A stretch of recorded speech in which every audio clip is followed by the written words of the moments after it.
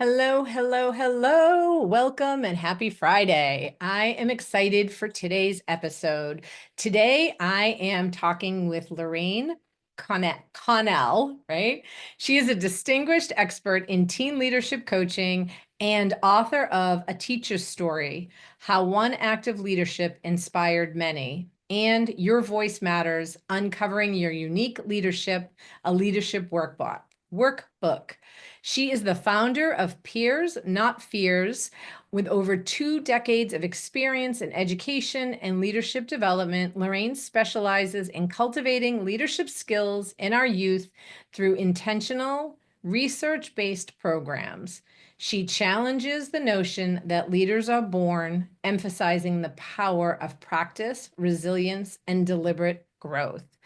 Lorraine, thank you so much for being here. Leadership is one of my favorite topics to talk about, so I'm excited to have this conversation. I'm really grateful to be here to have that conversation. So thank you so much, Francine. So why don't you share with the listeners your journey of how you got here? Because you were a teacher, so leadership Mhm. and teaching, how did they intersect, and what brought you to Peers, Not Fears? Yeah, so I was a kid, a regular kid. I wasn't like a super athlete. I wasn't a super smart kid. I wasn't very popular, and I just thought I was, regular. But regular didn't stand out, and regular didn't like afford me any major opportunities, and it didn't seem to really like resonate or hold me back, but it was just something that sort of progressed through my life. And then I became a teacher. I taught chemistry. I taught probably for 18 years, and as a teacher, there's there's not a lot of upward mobility. There's like, I could change from teaching chemistry to maybe teaching physics, but even that is like not really mobilizing you and leading up. So Right. I applied for a couple of, administrative positions, and I didn't really want them and I didn't get them. And so also had this message happening that, like, again, not standing out, not being like enough, and not stepping into or getting the leadership roles. And so, coach, teacher, mom, advisor, all of these things, but not a leader because I didn't have that other title. So 15 years into my career, I'm watching that, like, there's not a lot of mobility up. What am I going to do? And they had this class at the school that I was teaching called peer leadership. And it was working with the upperclassmen, juniors and seniors, to work with and support freshman students. And I fell in love. And I Mhm. was like, for a long time, I'm like, how does chemistry and leadership, how do they connect? But really, it's just about getting teenagers to do hard things. Right. And that journey sort of like allowed me to see into and behind the curtain about how we give students leadership roles and titles. And I actually didn't really love what it was. It was like the rule followers, the high achieving students, the kids who did everything were doing everything. And the rest of the kids were like, well, I guess I just don't. And that resonated so much with the teen that I was. And I was like, Sure. there's got to be something else. What else can we do to help empower every kid to see themselves as a leader? I love that. In leadership, I was a leader in corporate settings. So for a Hmm. long time, leadership to me meant leading others. Yeah. And when I was in coaching school, it was there's an assessment tool that I use. It's called the Energy Leadership Index Assessment, right? Okay. And they talked a lot about leadership, but it wasn't, and the program had a lot of leadership in it, but it wasn't about leading others. It was leadership of self. Yeah. And this was, I don't know, 13, 14 years ago. And it really shifted the way I looked at leadership. I was like, oh, but leadership Hmm. is about others, and it really isn't Right. about others, right? So Yeah. I'd love for you to talk to that a little bit, because I'm sure that is a big it was for me as a leader, it was a Hmm. misconception. Yeah, and so I'm about 3 years into the journey of working with students and teenagers, and I'm realizing that, as you said, there's this hurdle of adults believing leadership looks one way, and therefore kids believing that leadership looks one way. And I was just having a conversation with somebody just, 2 or 3 days ago where they were like, well, if they're not up in front of and moving people forward, they're not a leader. And I was like, yeah, I think that's part of the problem is we think that leaders have a title. We think that leaders are perfect. We think leadership is something you are born with. And all of those are myths that prevent us from seeing ourselves as leaders. So again, I had all of those things happening in my life, but I wasn't a leader because I didn't have the title. I mean, if you know a parent, there's no better leader in this world than a parent. I mean, Somebody they're leading like how. doing all of these things. And when we as parents don't identify ourselves as leaders, we make it really hard for the kids in our lives to see themselves as leaders. And the same was true in my classroom. And I think there's also resistance to leadership. Like Yes. having been a leader and then meeting with and speaking to my employees post them working for me, the stories that they used to tell me, I'd be like, that's actually not what happened, right? Like because I was the boss lady, right? They couldn't like me. They couldn't, right? And I was like Right. probably one of the easiest bosses you'd ever want to. I remember one time actually sitting one of my employees down. I was like, I'm begging you to not make me fire you. Please just show up for work. I just need you to show up for work so I don't have to fire you, right? Like, Yeah. but the things that they remembered were it's because there's this Right. against the man, right? Against the Yes. leadership. And I would imagine you must run into that because there is some of that. So how do you handle that when people are so resistant to Well, leadership? yes, that's another one of the hurdles that I run into is the fact that like I start identifying these kids as leaders and they're looking at me like I've got 4 or 5 eyes. Like, why would you identify me as a leader? I don't like to talk in front of people. I don't like to tell people what to do. Like, I don't want to be a leader. And as you were talking, I was resonating with how lonely that experience of being the boss, the leader is. And I was talking with a group of sophomores in high school in the state of Maine not that long ago, and I was talking about valedictorians and how valedictorian is one position, right? And so there can only be one person at the top. And how do you get to be that one person? And I said to them, you want to say that they're the smartest and they're the hardest working, but like they also need to be kind of cutthroat and not let Right. anyone else up there with them. And I was like, how many people want that kind of skill as Right. on their resume? I can cut people down, I can stay at the top, right? Like that's not what we want in a Is that what leader. we're striving for, right? Right, but that's Yeah. the message that we're sending, right? Right. And so it was like thinking of leadership as a triangle with the point at the top. There's only one point at the top, but if we flip it, now all of a sudden there's room for all of us. Mm, And I think of like as you were saying, leadership of self, right? If we're in a business where I can't make a decision until I check with this person, and this person, then we're not moving forward as a group because we can't make any decisions on our own. right.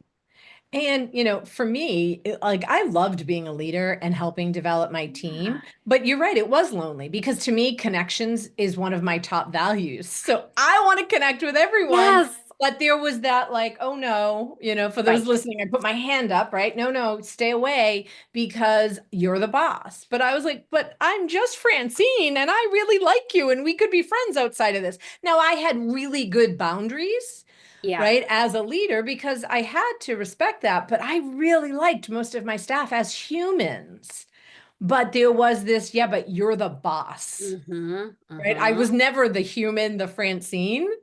I was No. the boss. Yeah. Yeah.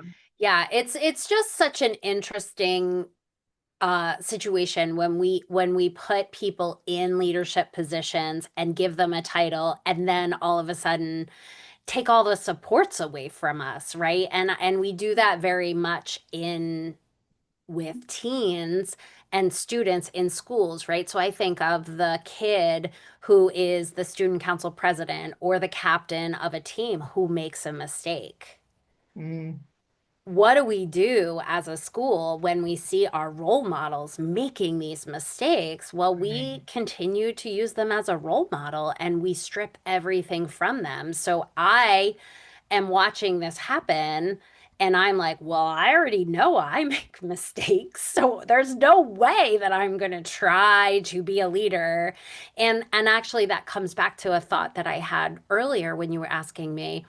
It's like every single person has a slightly different definition of what leader is or what right. leadership is.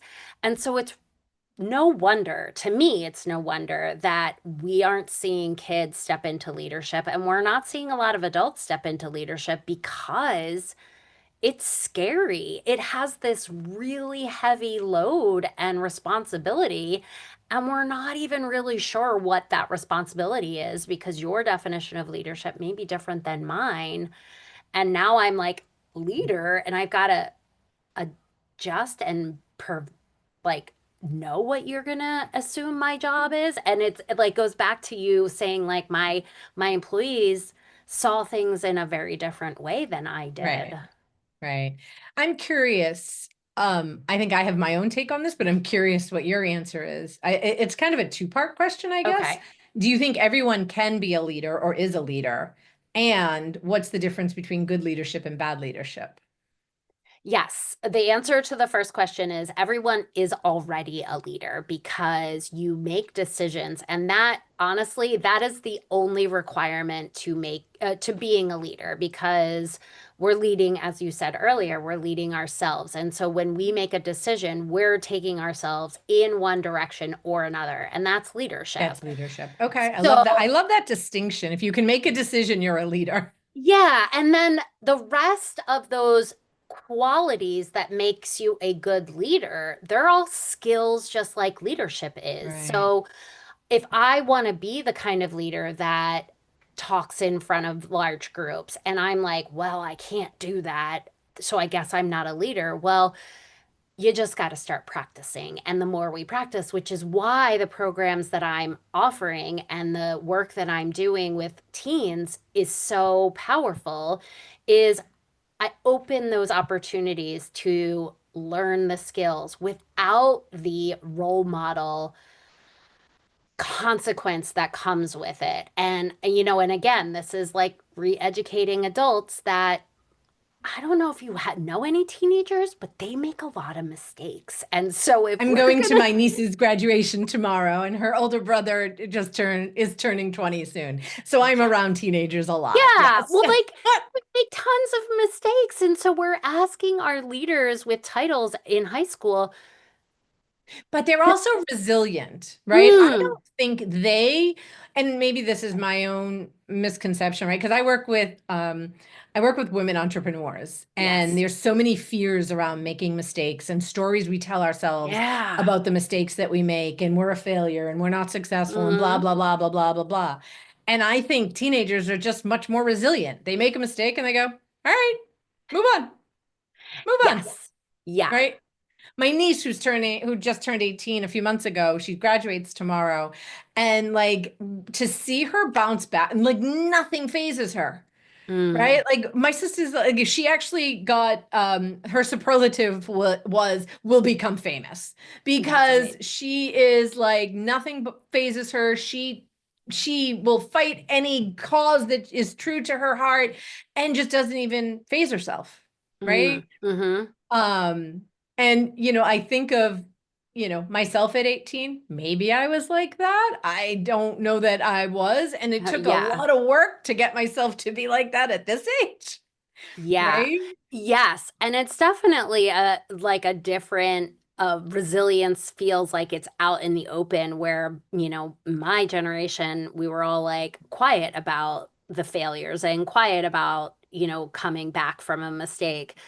When there Um, was shame associated, you so should much have done shame. better. You should have known, right? Yeah. Like, so I Yeah. think there's that piece too. And that's the story, that's where the story is coming from, right? Is like not being able to make a mistake without that shame being compounded all over us. Right. You mentioned a little bit about myths around leadership, right? Thinking Mhm. that leaders are perfect or born with special skills. What do you think is the most harmful myth and why? I think the most harmful myth is that you're either a leader or you're not. Mm, That belief that leadership is something people either have or don't have. And I think that's what prevents so many kids from seeing an opportunity to learn leadership, right? And so I get into this group in my class, and everybody can remember being in a group in a class where somebody just told them what to do and they just dominated. And then, we're also in a group where everybody's like looking at each other like, I don't know who, what, where, when. And it's that fear that if I'm not going to take charge right away, then nobody's going to take charge. Or that fear that if I step in and try to take charge, somebody's going to be offended or somebody's going to tell me that I'm doing it wrong. And so it's that belief that I have to already have those things within me before I can be a leader. and I think, for me, leadership I was a leader before I had a title, right? Like I Mm-hmm. just innately had leadership capabilities. But I think one of the things I have learned about leadership is also a good leader has the ability to be in the background and Yes. to take a step back. And it Yeah. is fascinating to me when I go on networking calls or I do co-working sessions. I'm in the I don't know if you know what Flown is. It's a tool a platform where you can co-work, right? And you go Okay. on and you go into small groups and you set your intention and then everyone keeps their screens on and it motivates you, right? So I always, because I used to be the person, I was always the first one that say what I'm going to do, right? I'm always jumping in. I always sit in the background and say nothing, and Mm-hmm. everyone else says nothing too. Yeah. So then I Yes. find myself going, okay, we've only got 4 minutes, so somebody's got to talk, people, right?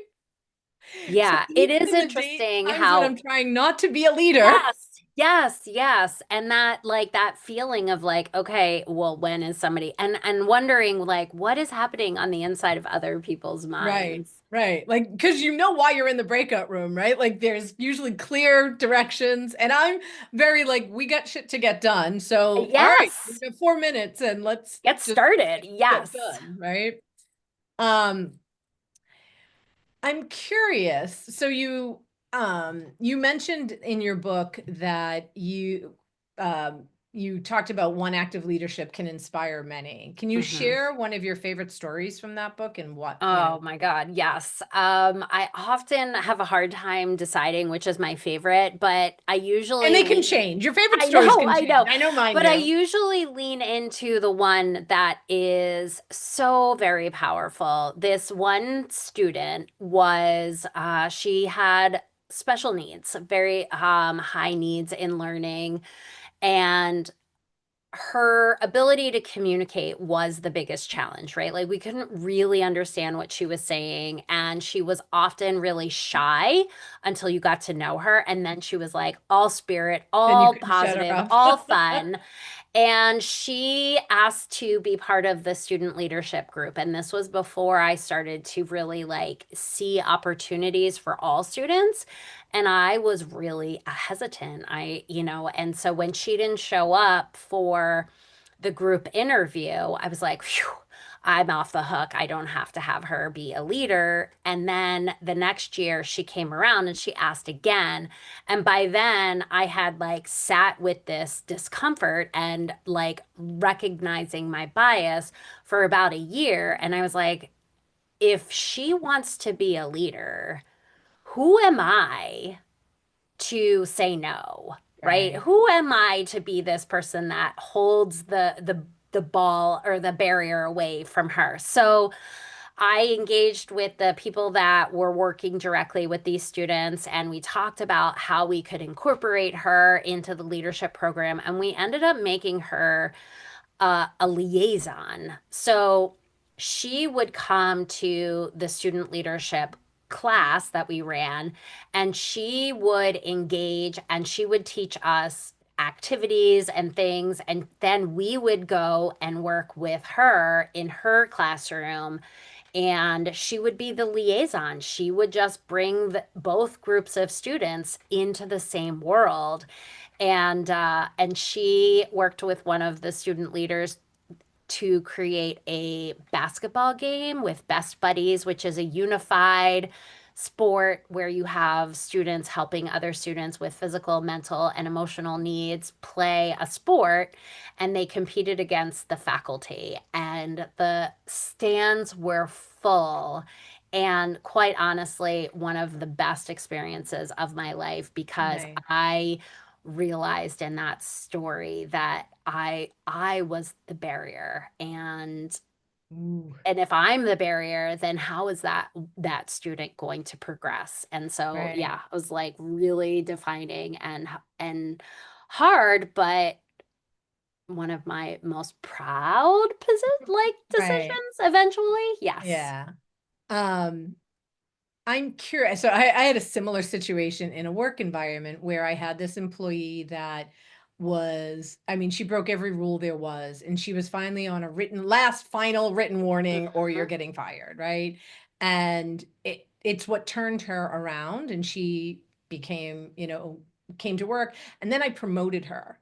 But what I realized, I promoted, there are times in corporate you promote people because they've been there the longest or have the most experience, Yes. but she didn't necessarily have the skill set, and we didn't have, I was the person training, like we didn't have a training department, so I would Mhm. train in addition, the leadership, because Yeah. every company I've ever worked for, they're like, yeah, you've been here the longest, here, go be a boss. They don't Right. teach you the skills to lead No. others, because that's a completely different leadership role. And there was struggles with her having to, lead others, because I do think that there's good leadership and bad leadership, right? Because Mhm. even when she was just an employee, because of her patterns and behaviors, she was leading others because others were Yes. getting on board with that. And then Yes. when I gave her control of a team, then that went to her ego and went to her head. And I had to rein that in a little bit, right? Yeah. So, and part of it was like, okay, there were fears I didn't want to lose her because she was a good employee Hmm. and I needed staff, right? So there was my fears of, I need to do this, but I don't know that I should. And then now, Yeah. shit, I've done this. Now, how do I fix it? But Right. do you think that everyone can, we talk, there's leaders and followers. Do you Right. think everyone can lead others, even if you can be the leadership of yourself? Okay. No, I I don't believe think that either. I just wanted to kind of, yeah. I think there's a big misnomer of a manager, right? So yeah, like getting a manager and putting them in a leadership role, they're not the same. And I right. think this is often what happens in education is I'm a really good teacher because I have a really good job at managing my classroom. I'm not a good administrator because I can't manage adults in Right. who are And all doing their don't own you don't want to manage adults. It is not fun. right. Right. And so, that it often then creates this divide, and that's where education starts to crumble. Right, right. And it's knowing what your skill set is. Not everyone is good at certain things, right? And Right. I like that you made that distinction because I have always felt there is a difference between leadership and management, Hmm. right? Management is like you're managing the people, you're managing the tasks, and leaders are, I think it's a Warren Buffett quote where he says something about, before you become a leader, it's about developing yourself. Once you are a leader, it's about developing others, right? Like Yeah. I used to say to my staff, I work for you, right? Yes. Because like my job is to make them better. Hmm. And that's to me, that one of the true definitions of leadership. Yes. Um, Yes. as parents, as educators, as just adults, how Mhm. can we best support kids in developing leadership skills? Honestly, it's letting them make decisions Yeah, and like engaging with them on the reflection of that decision, right? So I, as a parent, I'm always going to be like, well, that was a bad choice, right? But like, it's a bad choice because it impacted me negatively. But right. if I don't really know what my child was dealing with to make that decision, then I actually don't really know if it was a good or a bad decision. So it's really about engaging in that conversation and stepping back from making the right decision for our kids and not being the one who distinguishes or like delivers the consequence, but more like, oh gosh, what do you think happened there, and what were the consequences that you felt, right? So my kids, he got a speeding ticket, right? So what is the consequence? Oh, you can't pay it? Well, I guess you can't drive your car, but then he's not getting to work. So it's like, Right. So now like what happens? I'm like putting the hammer down, but then I'm Right. like, wait, I'm creating more consequences for this, and this is Right. not And it's affecting me natural. now.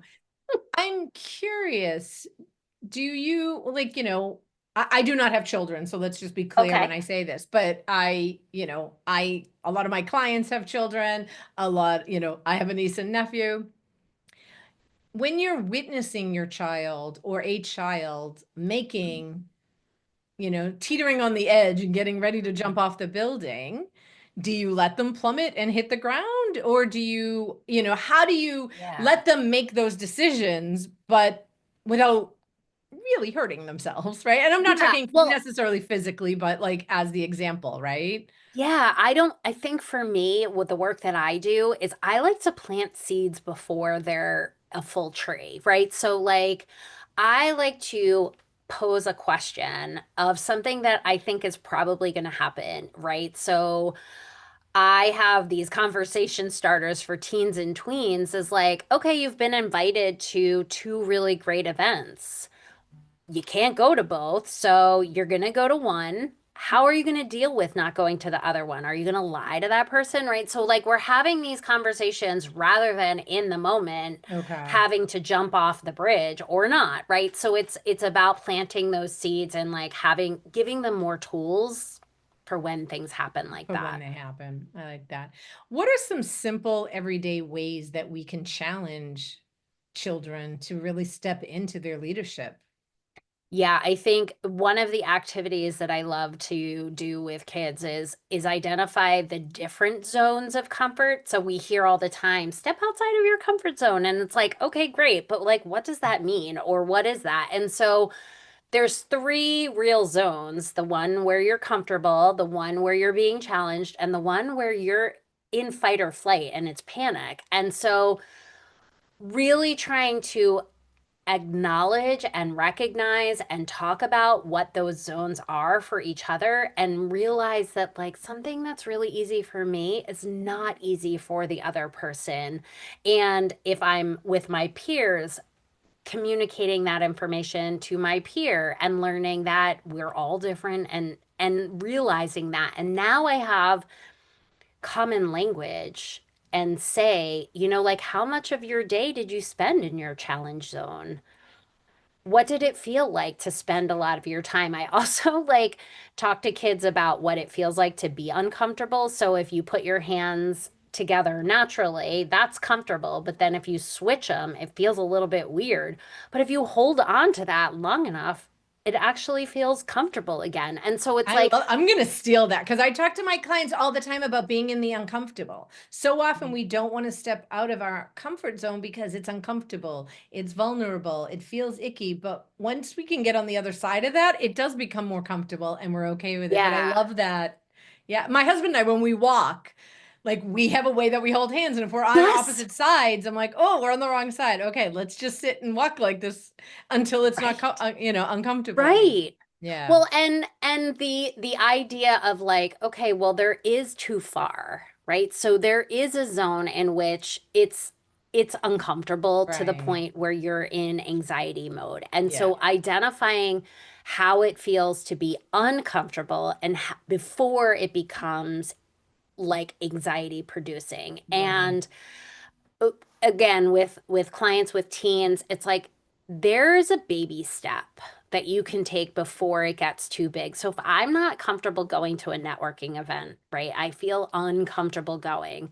I'm going to practice with two or three people and saying like, okay, now I have to go introduce myself, or, going one time for like 5 minutes and then leaving, or going Yeah. until I like have to cry in the parking lot. It's just, how do we build the skill to get better every time? We're not going to be perfect. We're not going to be the best the first time we try something. And that's sometimes the barrier that we put out for ourselves is like, well, if I can't do it the best, why bother doing it? Right, right. I'm curious about conflict resolution. How do you help two leaders that are making decisions, but they're opposing decisions, and now they have to come up with some conflict resolution? Well, I was just at an elementary school and we taught them how to play rock, paper, scissors to use that as a conflict tool. I love And that. like, yeah, it's so simple. And what I said to the kids was like, one person wins, but you both have ideas. So Right, one person wins. Let's try their idea first, and then let's try the other person's idea. And that's the biggest conflict, is that if we decide to use your idea, that means that my idea wasn't good enough. We don't even try it. And so that's the difference that we have to start talking about, is like, if we both have really good ideas or we both have ideas, it doesn't mean we can't try them both. And right. so that's sort of where the conflict comes in. I also have this activity that I do for parents about practicing listening. We don't listen to our kids very often because we know best, or we don't Right, want them to perceive that we don't know best. It was when we were young, when they were young, we were their superheroes and we don't want to take our capes off.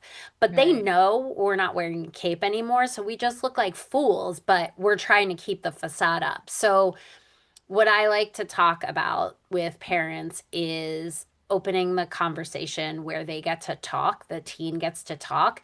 And what I do is I reflect what I heard, and that the power of reflecting what you heard to your teenager is almost the most powerful thing besides admitting fault and saying you're sorry. Those Right. two things can go and change the relationship with your kids. And same with teachers, right? We don't acknowledge our mistakes, we don't accept responsibility, we Well, we don't know best, listen. right? We're the team, Right. right? We know best. And Right. the students feel that way too, right? Because, well, they're the ones. I used to have that in leadership roles. Well, if I was a new leader and they were coming at me with their opinion, well, they know they've been here longer, so I guess theirs is Right. the right way. Right. Until I built up my own confidence and was like, hold on, let's talk about this, right? Right. And Right. it's also pick your battles. Like if somebody feels Yes. so strong, like, and it's really not Go going to for make it. a Right. difference, you need it more than I do, go ahead, right? It's Yeah. yours. So I think that's also where good leadership isn't about butting heads and I'm Mhm. right. Rarely is it about I'm right. Yeah. Um, Rarely. yeah. If you could give one piece of advice to parents who want to raise confident leaders, what would it be?